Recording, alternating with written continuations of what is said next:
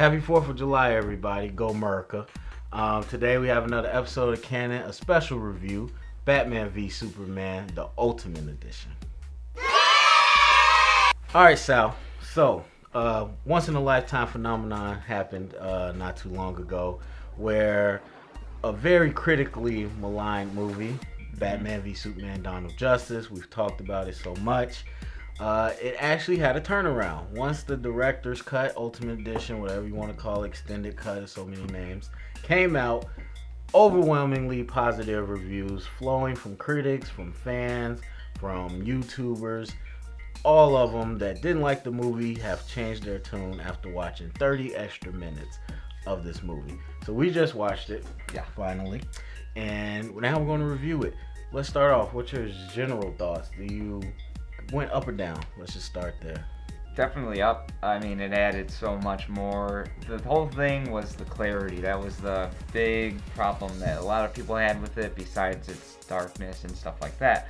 But the clarity and the continuity within the story was very cleared up with just a few extra minutes of dialogue and things like that. So I think that's where people really appreciated it. I know I did. The one thing, well, I'll get to specifics, but yeah, so it went up for me because of the clarity. I think it went up for me too because of more Superman, and Clark, or whatever you want to call him. It made it more even to me. It made it more Batman and Superman, not just, mostly Batman and some Superman. I know that it came out like Henry Cavill had 14 lines or something like that of dialogue, total. And so this extended cut pretty much gave you a lot more of his side of the story. Yeah. So I like the balance that it created. So definitely went up for me. So let's start off with anything added in that you didn't like as much. Well, I was gonna go through. I kind of wrote down about seven or eight things that were new. Hit them. So I guess we can go through the first one, go through what we liked, or if we liked it or didn't even notice. The first thing that I noticed, obviously, was the Africa sequence. That was a huge addition to this story, again, for clarity. The first thing I noticed was they actually referred to Jimmy Olsen as Jimmy Olsen. I don't think they did that in the theatrical trailer. I think they was just Jimmy or James or whatever it was. So that was cool, kind of give him a little nod in the movie, but he's gone now, so that was a quick exit for him. More so in the Africa sequence was burning the bodies. That 100% cleared up for me because I had no idea why they would blame Superman for them shooting people. I was like, why? There's bullets in their bodies, or did they not get the bodies back, or whatever happened? I was very confused. So them burning it, I think that was held back because of the violence it kind of portrayed. I think that's more the violence that they were talking about being added into this Ultimate Edition. So I think that's why they held it back. But I wish they would have added it. I wish they could have added it to the theatrical cut. I agree.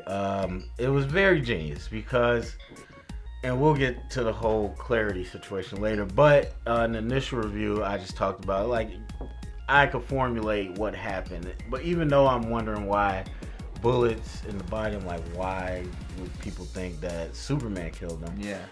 I still felt like, okay, well, I understand what kind of happened. And then to see that, it does make it better. And I think you could have put it in the movie without being explicit, so it wouldn't change it to a rated R movie. You could have just showed the fire coming and then don't show the bodies actually being burnt. You could have got away with that. It wouldn't count as an act of violence, but at least the audience would have known, okay, that's what happened. Yeah, exactly. So I agree. It was real smart. I thought you could have just did it where they killed them, got rid of the bodies, and then paid people off. That's kind of what I thought happened, but this way it works is as better. So I really like that scene. And we saw the guys on the horses. It was the... Didn't that bother you? In the trailer, you were like, where's that scene? I thought that was some ancient scene of Aquaman or something. I thought it was Batman for some reason. I literally the nightmare scene might have made you thought that. I thought it was going to be some ancestral Waynes. I was going to say, what? Always great-great-grandpa was a Western Batman? Yeah, so that cleared up that little thing that we didn't see from the trailer. Which always bothers people for some reason. Okay, so the second one was kind of more of a general edition. Was what is it? Clark Kent's starting hatred for Batman and Superman's hatred for Batman. So we saw, like you said, a lot more Clark Kent in this movie, and most of that was through him trying to get do reporting on the Batman problem in Gotham, or as he sees it, a problem. So he more of what we saw in addition to this was the prisoner that was getting shanked because he had the. That's what it was. He got shanked. know. I'm just thinking that scene was funny to me. Yeah. Like, just think the way he did it was just. So, yeah, exactly. I was And like, then, what yeah. was that? So Luthor paid off guys in the prison to shank the guy with the Batman brand, and it was a plan to get Clark to hate Batman more, for them to clash heads, basically. Yeah. So that added scene. I think that whole sequence, not the sequence, but that whole concept. The idea, yeah. Yeah. Of that, the Shank scene, but also all the scenes of Clark reporting and going to Gotham. And, there's a fun little game Sal started. Let's talk about the new scenes and let's guess why they deleted them. Mm-hmm. I can't give you an answer. There's no reason to me why you take Clark investigating Batman out of this movie. Yeah, that's it. Even if you took everything else out and left that in, I think that puts this movie up a lot of ways for some of these critics, because that is the one part that I think is necessary to Batman v Superman, because you get to the point where they start fighting and he starts off trying to say, Bruce, no, listen to me, but then as they start fighting, he just gets into the fight and we're like, why did Superman just lose his focus so quick? Now we know he has motivation for it. And especially the little line of dialogue was when he met the guy who got Shank's girlfriend and the child. She said that a pen won't stop Batman, only fists. So that you can tell why Superman started fighting a little bit more in the main fight. So that was really important. I wish they wouldn't have taken that out. So yeah, we'll see. I mean, it's there now, so watch it. Wait, before you go, yeah. Just real quick, another thought on that, and one thing that I want to bring up, because I'll continue to defend this movie even to this day. So one part that people had a problem with, they was like, Gotham's right across the street. Why doesn't Clark and the reporter know who Bruce Wayne is? Why doesn't he know who Batman is? And I think that one part when he was reporting and the little guy with the lotto ticket, he's like, oh, it's a new meaning to him. Like, people don't realize he's been Batman for 20-some years. He's been inactive for we don't know how long. Clark's been there for like a year and a half. So he doesn't know Batman. Batman hasn't been active. And so when Bruce comes back as Batman in these times, he doesn't know really what that's about, because he hasn't been in that world.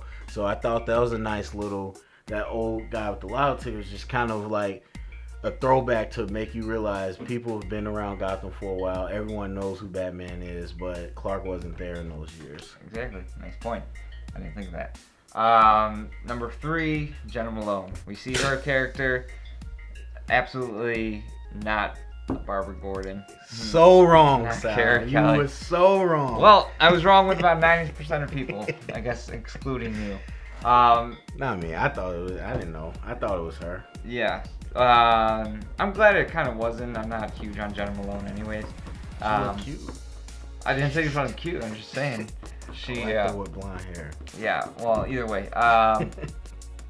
Janet Clyburn is her name in the movie. Yeah. She in other stories and stuff, she's a Star Labs. She works at Star Lab.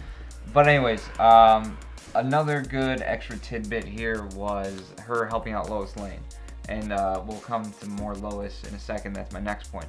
But she helps Lois Lane kind of investigate the bullets that they can't identify. She gives her the answer while they were... Well, no, she didn't give the answer, but she helped her analyze them, and they weren't able to identify where they came from. So that was that. Then another thing that I really liked is she called her up one day, and they found out that the wheelchair that Wally Keefe was in was lined with lead. And that, if you don't know, Superman cannot see through lead.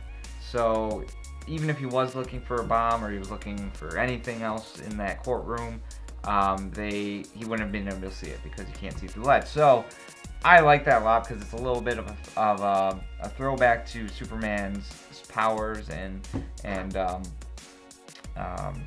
non-powers, I guess you want to call it. I agree. So, yeah, cool. I mean, we as fans know Superman can't see through lead, so I didn't really think twice about it. But now that you mention it, that is a nice nod because not everybody knows that. Yeah. And especially when you're changing a lot of the story from the comics, it's nice to keep stuff in from the classics. So yeah, all right, it was a nice nod. I still think it's weird that people will expect it. Even let's say it was in line with lead. Oh yeah. I wouldn't even expect that Superman is he walking around in X-ray mode looking for bombs everywhere he go? No. Yeah, so I didn't expect that either. I don't think it helped the story at all, but I like the nod, like you said. And he even said I wasn't looking for it, or whatever his line was. He said, I didn't see it. I'm afraid because I didn't want to see it. Yeah, something like that, or because I wasn't looking. Something along those lines, which cleared it up anyways, so not a big deal. But again, the nod. So my next point was more Lois and more reporting and investigating by Lois. Classic Lois Lane. She got a lot more screen time in this cut, and it kind of helped to not even clear up. I didn't think it cleared anything up more so than it before, but it just kind of gave you more of a look into the backstory that no one's really seeing. It just strengthened her character. Yes. If there was one thing I came out of this edition, wow, that changed for me, is Lois. I hated Amy Adams, the first Man of Steel, and I just no, she's not Lois. Not too big of a fan of hers in general. But after this one, by the end, I found myself really feeling for her. She definitely delivered on the acting when Superman died and the emotion. But just seeing what she did throughout the movie with the more reporting, I felt more respect for her. Because she doesn't have power. She's not any physical thing, but she's a force to be reckoned with because of her mind and her determination. And that's Lois Lane. And that's something I don't think I really saw in Man of Steel. No. And so this one, I like that a lot more. And then you got to see, one thing you didn't see in the theater, or theatrical cut, is she felt kind of unsure, maybe scared about Superman, because after the aftercare, she didn't really know what happened. Yeah. And so she was telling Clark, I just want to know the truth. And so it wasn't okay, Clark said I didn't kill those people, but she still had to go dig and figure it out for herself. So scary times. Number 5. Okay, so we're basically at the end of the movie now. Steppenwolf got added. Nothing new there. Supposedly Steppenwolf. Yeah, supposedly Steppenwolf. I don't know if that was him, but either way, the scene was added. I liked it. I liked it where it was. Obviously, we all knew where it was going to be. But it just kind of gave you didn't have to really think in the theatrical trailer, how do they catch Luthor? Yeah. You didn't have to do that, but it was a nice little tidbit. And I wish they would have kept it in. I don't like this whole idea of releasing deleted scenes. Yeah, deleted extra scenes instead coming of up. End credit scene. That's the dumbest thing. Because, okay, if it was the last scene of the movie and you deleted it, okay, then it makes sense. But how do you take a deleted scene from, the middle of it and then call that the end credits? That makes no sense. Yeah, and Zack Snyder said it. He's like, well, Marvel kind of does that. And I don't know, just whatever. Just do it. Yeah. So, next was what I really liked. I liked the scene before this either way, but when Luthor's in the jail cell and Batman comes and visits him. In addition to that was a little bit more dialogue and seeing where Luthor was going to be put at going forward. He's going to Arkham Asylum. I think we kind of knew that already. I'm not sure if it got leaked a few weeks ago or a month ago or something, but either way, it's confirmed in the movie, in the scene. He tells him, basically, Luthor pled insanity, so he's not going to stand trial. They're going to put him in a psychiatric ward, but the psychiatric ward that they're putting him in now is Arkham. So that is going to be something to look forward to. We don't know where he is in terms of when the story starts with Justice League, but I'm guessing we'll see some sort of scene within Arkham. And Batman refers to saying that he has some old friends there. So We'll see hopefully some villains or someone there that we already know. But I didn't think they needed to add that. I did not like it, but I liked the scene before because it was so quick and it was so powerful. That kind of slowed it down a little bit and kind of took away a little bit of Batman's character there in terms of how mad he was. I agree with you. I didn't like this edition because when I heard that scene was extended, I was expecting something different. Like, he was saying I'm insane. He was saying he's going to Arkham. But, like, I was expecting... Wait, I'm sorry. Before I forget, did he in the theatrical trailer, or theatrical cut, did Luthor say he knew Bruce Wayne was Batman? Or did that just get added? I know it was in this theatrical, the uncut scene. But I don't know if it was just added. I don't remember. Okay. I mean, I think in the theatrical cut, we knew that he knew. Well, yeah, but he said it explicitly in here, I think. And then he said, well, no one's going to believe me because I'm crazy. So that's how we get to the insanity thing. Oh. But maybe I wasn't. anyways, go ahead. Yeah, I don't think that was in the theatrical cut, but I was expecting this to be more about Luthor's connection to the Kryptonian archives and what he was doing with those mother boxes or Doomsday or, something, because when he was saying, the bell's already been rung, I thought before that they were going to add in like more, and so we could kind of get an idea of what went on, because even as it stands with the Ultimate Cut, him creating Doomsday still makes no sense. We still don't understand at all why he did that. Oh, I mean, like, even in the theatrical cut, I felt like it was a fail-safe, and I still feel that way. But we know it's something more. It's something about one of the aliens, Steppenwolf, maybe somebody, I don't know. So that wanted Superman out of the way. Yeah. So, yeah, you're right. I never thought of that. We don't know why he did it. And or how he knew it was going to happen. Because if Batman succeeded in killing Superman, then you would have had a monster on your hands running around killing people. So, I don't know. Definitely so I thought we were going to get more of that, but we didn't. One thing I do like it's so small, I don't get why they didn't leave it in, is like in the movie, or in the theatrical cut, they just came in and was like, I don't even think he said we want to talk to you. He was just like, stand up and face the wall. In the Ultimate Cut, he was like, the warden wants to talk to you. And then he said, face the wall. I like how he says the warden wants to talk to you. The lights flickering is Batman. Because that plays on the earlier scenes when all the people in Gotham pretty much was like, Batman runs the cops. Like, the cops do, what Batman says, and they let it happen. So when he said the warden, I was like, oh, that was great. Because if you imagine if Batman was a warden of a prison, they need to make that a story. I want to go watch that scene or again. Something. So then our last thing, nothing too big, was that there's more funeral footage after Clark dies. Just a little bit more. I thought it took away from the scene.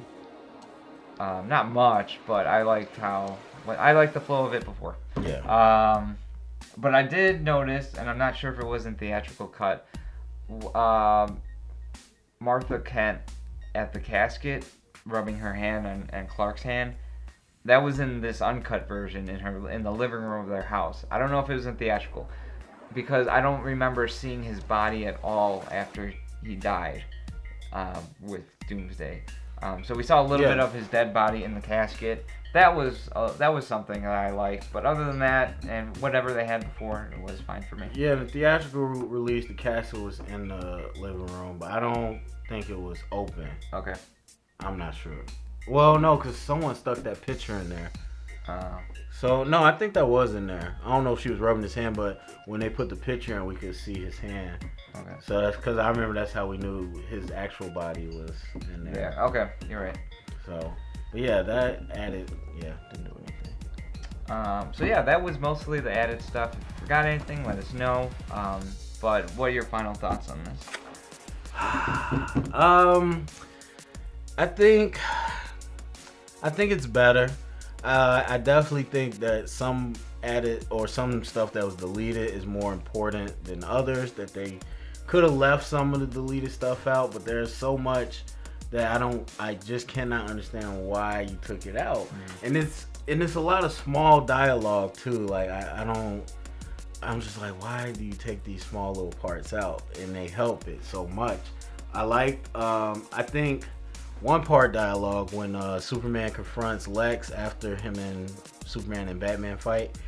He was just like, you lose, and then Lex is like, I don't know how to lose, and then he was like, I don't hate the sinner, I hate the sin, and he was like, your sin is existing, and it was like that small little part, what, 10 seconds, 15 seconds, gives you so much more into Lex Luthor. Like, as I said before, if you like the beginning or the first theatrical cut, you were able to formulate this movie yourself. You understand kind of what was going on. But in this version, they give you a little more, because it only takes that little dialogue to give you motivation or give you character depth. And I just don't get why you sacrifice 15 seconds. Like, who makes that decision? Like, that has to go. Yeah. And like we said, the stuff with Clark, and it's just like small things made this movie so much better. And I thought about it, like, even if you didn't add all that Africa stuff in, if you just added the scene where that one lady that was a black male was trying to talk to the senator, and she was like, I need to talk to the senator. She was like, everything. I lied, I didn't tell you the truth. And she, the senator's walking, and she was like, oh, he threatened her and this and that. Then she sees Lex. We see why she's so freaked out to see Lex. Yeah. That alone clears it up. You didn't even have to show the other stuff in Africa. That right there would have just cleared it up for a lot of people. So it's just small things that really added to this movie. But the best comment that I've seen by far, I don't know who said it, but you the real MVP. He said, it didn't take 30 extra minutes for me to realize this was a good movie. And so I'm like, yes, I agree with you. Yeah, same here. Like I said, it just cleared a lot of things up. Again, going back to those decisions, who makes them, it's different on every movie. It could be the editor, it could be the director. I'm sure in this case it was studio, probably, or it could have been the studio. But I know, a lot of the big heads had their hands in the making of this movie. So it is what it is, and now we have this one, and it's getting praised. So that's all I can ask for. I really hope this movie would have succeeded, and I think it did, especially with this. So yeah, that was it. It didn't need to be rated R either. I was weird. Like, you didn't need the bat butt.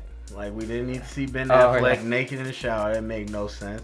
And we didn't need that extra F-bomb by Scoot McNairy. Yeah. It probably would have still been PG-13, a hard PG-13. Well, no, I don't know.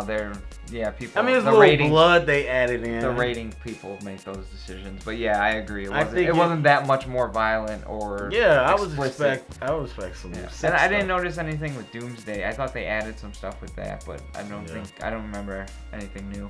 But let me tell you, seeing Wonder Woman again when she shows up, it's the best. I think that was the best part in the whole movie. I really like Gal. Like, I love her scenes as Diana too. Like, she just, I don't know, something's very regal. She carries herself well within this character.